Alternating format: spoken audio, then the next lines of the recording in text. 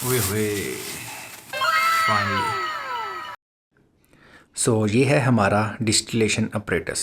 तो ये है पहला boiling flask, Normax 500 millilitre. Half litre का ये बॉइलिंग फ्लास्क है। Borosilicate 3.3, heat resistant up to 500 degree centigrade and heat resistant up to 300 degree centigrade for a much longer time. और ये है दूसरा बड़ा बॉइलिंग फ्लास्क, 1000 ml यानी 1 लीटर का ये बॉइलिंग फ्लास्क है। बोरोसिलिकेट 3.3, ये दोनों बॉइलिंग फ्लास्क हैं। ध्यान से, किधर जा रहा था? ओहो। ये है पहला वाल्व, इसे कहते हैं 3 नेक वाल्व।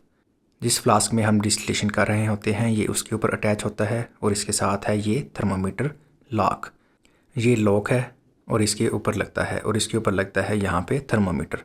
ये है second valve. Second valve condenser के साथ लगता है और इसके साथ हमें मिलता है इस अपरेटस में कंडेंसर।